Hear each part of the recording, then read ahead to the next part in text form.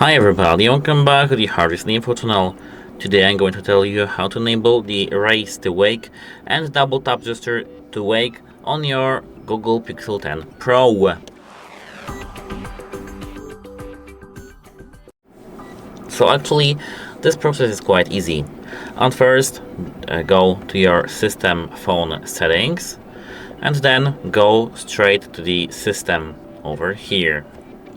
Now tap gestures, and here we do have these options. Here, lift to check phone and tap to check phone. Tap on it, enable that. Tap on it and enable that.